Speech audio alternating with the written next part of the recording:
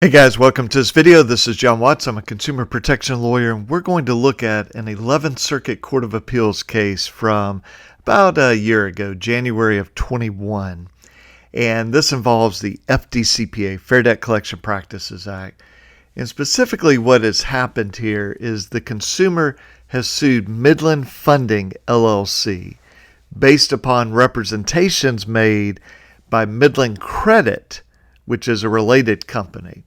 So the question is, can we hold Midland Funding liable for lies and misrepresentations of Midland Credit?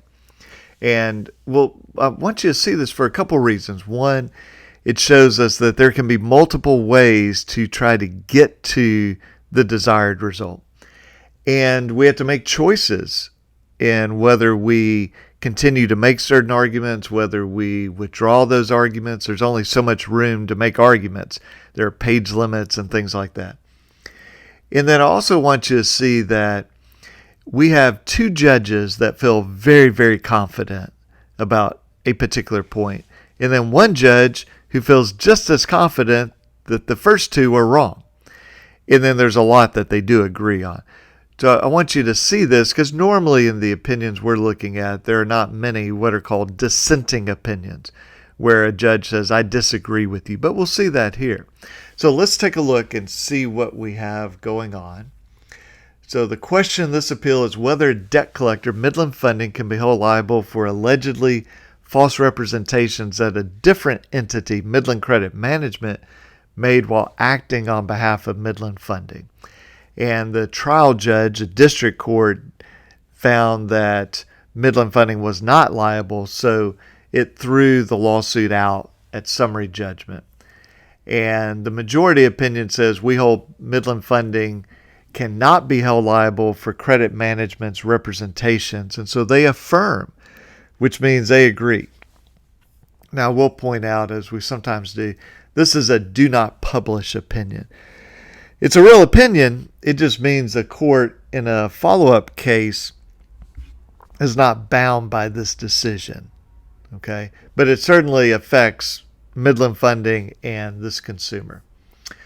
So let's get to the facts here. So the argument is that the consumer defaulted on an Amazon card, TJ Maxx card, Lowe's card, and the bank, which typically would be Synchrony Bank, sold them to Midland Funding. It says Midland Funding has no employees, and it neither manages nor collects the accounts. Now, I would not agree with that because filing a lawsuit is a form of collection. So Midland Funding certainly does collect on debts, but this is what the court says. Funding has an agreement with its affiliate Credit Management, under which the latter, Credit Management, files lawsuits, sends collection letters, accepts payments through its website. And so they came to a settlement. And, we've got about 13,000 here in lawsuits. And these were filed under Midland Funding's name, but Credit Management was responsible. So, again, I would have some problems with that, and we have sued over that. And so we very rarely see Midland Funding sue in Alabama. It's almost always under Credit Management's name, and Credit Management claims to have bought the debts. Okay, but let's look and see. It's actually a really surprisingly low settlement, $1,100 to resolve all three lawsuits, making $50 a month payments at Midland Credit Online. Okay. So what happens is he goes to the Midland Credit Management's website, and it says his balance is $1,100. But then when he goes the next time, it's $4,500. And for some reason, it's only showing, I think, the TJ Maxx account. And so he becomes upset by this because, hey, I got a deal for $1,100. You're suing me, or you're saying I owe much more than that. And so he sued. Now, he did not sue Credit Management. I don't know why. There may have been a strategy. I'll just say this. We have filed dozens and dozens and dozens of lawsuits against Midland. I don't think there's ever been a time where we have not sued both Midland Funding and Midland Credit Management. And I'll give you an example. With credit reporting, so you'll have Midland Credit reporting on you, maybe on 2 of your bureaus, and then Midland Funding will be reporting. Well, which one is it? Or you might dispute an account with Midland Funding and it says, hey, we verified this with the furnisher Midland Credit. Well, which one is it? They treat them the same, so we treat them the same. We sue them, okay? But whatever reason, that was not done in this case, and there may be a very good reason for it, but this is the situation. Only Midland Funding was sued. So Midland Funding said, hey, we can't be liable if credit management put some incorrect information on their website. And the court agreed. The court said, although funding does not collect debts for third parties, it is a debt collector under the, quote, principal purpose definition. So a lot of times these alleged debt buyers who claim to buy bad debt, they say, see, we're not a debt collector because we're not collecting for anybody else. But as the court pointed out, you can also be a debt collector if your principal purpose is the collection of debt. And almost all courts have held debt buyers, unless they buy to immediately sell to somebody else, their principal purpose is the collection of debts, of defaulted debt. But the court said Midland Funding cannot be held liable. So let's see, the court says, this is the trial court, the district court has not presented any evidence to suggest Midland Funding was aware of or had any control over the amounts being displayed on the website. So he appeals. Now, this part 2, they go into this idea of standing. Is there standing? Is there an actual concrete injury that will open the doors of the federal courthouse? As we typically do, we're not going to get so bogged down in that. They find that they're standing. So this is kind of the summary here. These injuries are sufficiently tangible and therefore concrete to confer Article 3 standing. So let's look at the merits here.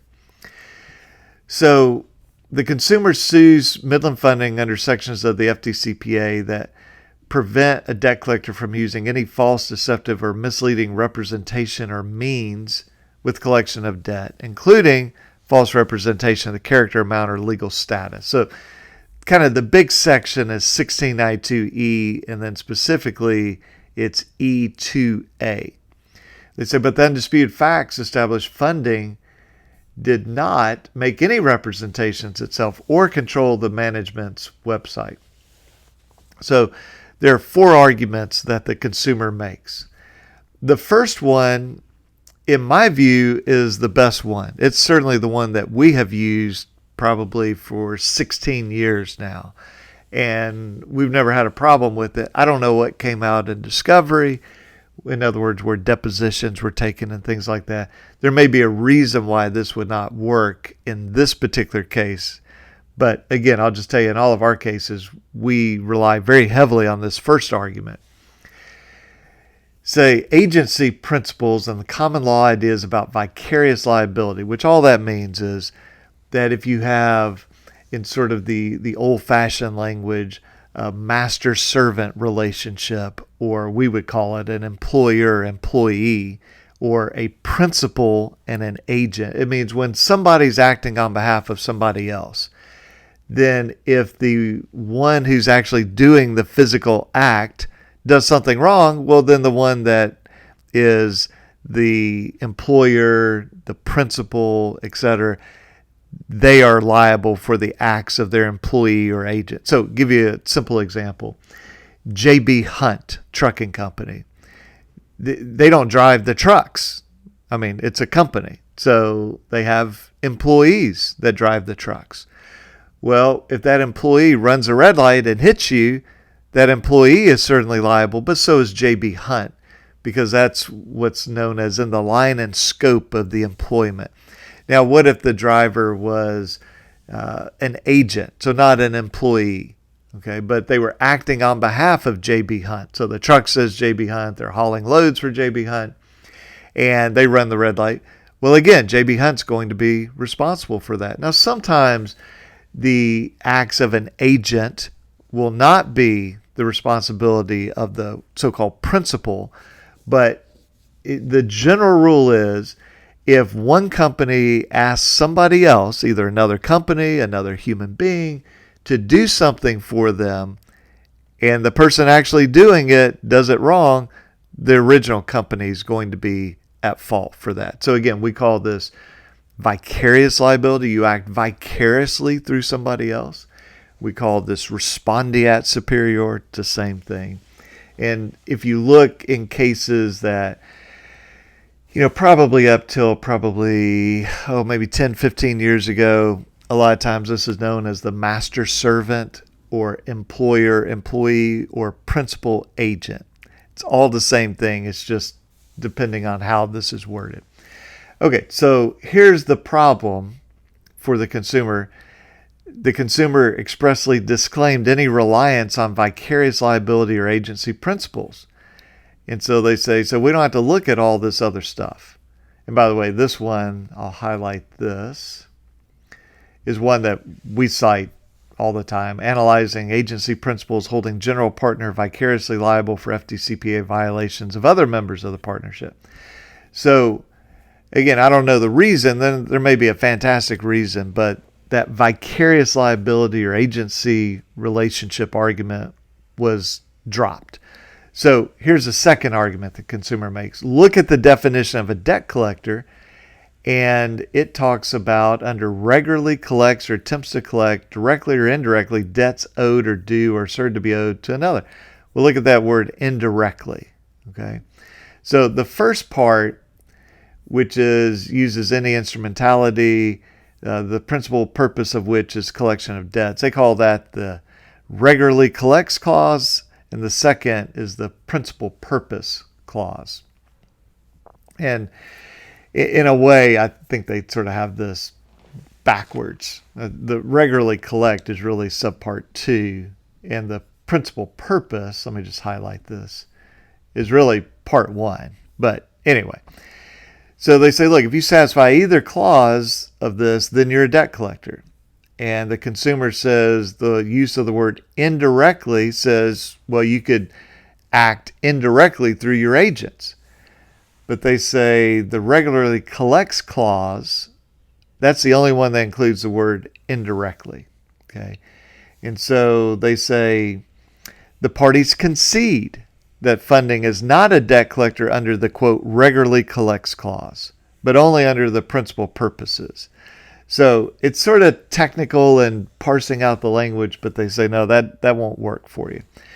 Well, number 3 is the consumer says, well, look at the broad definition of communication, which is the conveying of information regarding a debt directly or indirectly to any person through any medium. And they say, no, that doesn't work because you're not suing over a, quote, communication. And this word communication is not in any of those sections that you brought a claim on. Now we'll see the other judge disagrees with this. All right, so let's keep going here. And so section 1692E generally prohibits any false, deceptive, misleading representation. And then there are examples here. But the consumer does not allege anyone made any of these communications or otherwise violate a provision that uses the defined term communication. Instead, relies on 1692E2, which talks about false representation of the character, amount, or legal status of any debt. And so then they say, has not sued over communication, and that makes this case different than 2 other cases that the 11th Circuit decided. So one's called Bishop and one's called Hart. In Bishop, they looked at section 1692G. That's what we typically call the validation or verification section. And they say, we held section 1692G is subject to a definition of communication. That can be direct or indirect. And then at Hart, they look at E11. So that's under this general no false representation. Specifically, subsection 11 has to do with, do you tell the consumer you're a debt collector, you're attempting to collect a debt? And they say, well, that would be fine. And then they point out in a footnote, the dissent says this Bishop case, that was that first one they referenced, makes a difference, but they reject that. All right, so let's look at the 4th argument. Looking at section 1692I. And This is going to be more of sort of collection lawsuits. Does the collection lawyer do something wrong? And can we bind that on the debt buyer, the collector? So again, this goes back to the sort of the principal agent. Okay, so here you have a law firm. They're hired by a debt collector to sue, and for example, they sue in the wrong county. Well, can we sue the debt collector for that? Most courts say yes, because the lawyer was acting on behalf of Midland Credit, Midland Funding, LVMV, whoever it might be. And so the misconduct of the lawyer is the misconduct of the debt collector. But this court rejects that and says it's simply not relevant here. It's the definition of communications irrelevant to what they sued for. You didn't sue under this section 1692I, so we're not talking about that here. And so they agree the case will be thrown out. Now then we have Circuit Judge Martin, who agrees with most of what the majority said, but there is one part they disagree. So he says, look, I agree they're standing to sue. I agree that the consumer does not seek to hold Midland Funding liable based on vicarious liability or agency.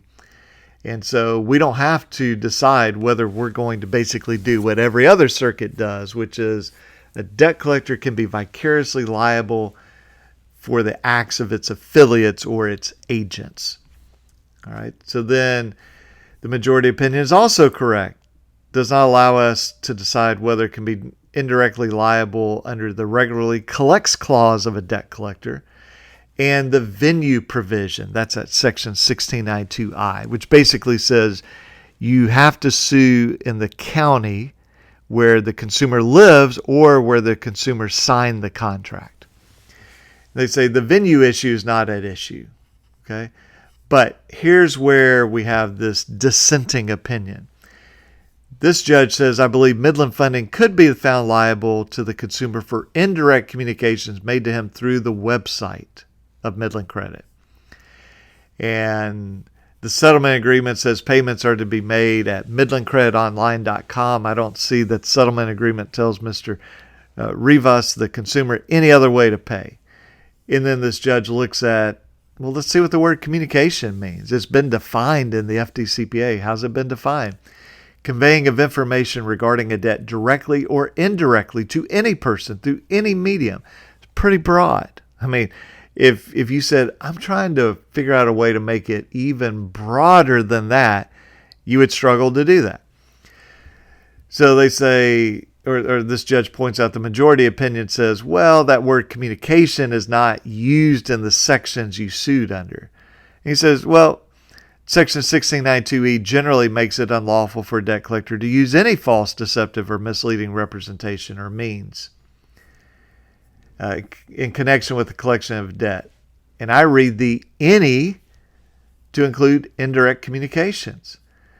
And says this is proper conclusion, even though the consumer claims rely on the general language of 1692E.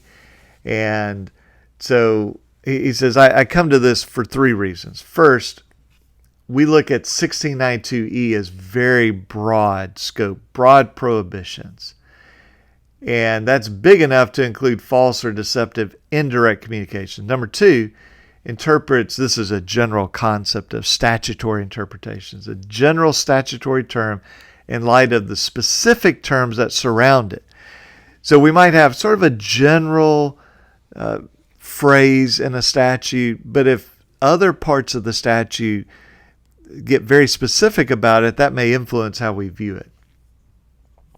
As a majority recognizes other subsections of 1692E. Remember, 1692E is this general section that says, don't do anything that's deceptive. They list communications as specific examples of representations or means. So that could be E8. So this is what we use when there's false credit reporting. To communicate or threaten to communicate to any person credit information which is known or which should known to be false. And then there's other specific examples to include indirect communications. And so this judge says his better course is to interpret any representation or means to include indirect. Finally, this is that Bishop case. Now remember, the majority said, yeah, we understand there's the Bishop case, but we don't think that applies here. And again, it gets a little technical, but just sort of flow along here, and I think it'll make sense. An action under 1692E can be based on indirect communications. So in the Bishop case, debt collector sent a collection letter to the consumer's attorney, and then she sued for that.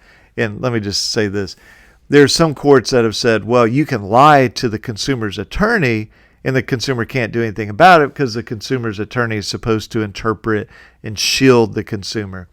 The better view is if you lie to the consumer directly or indirectly through their lawyer, you violated the FDCPA.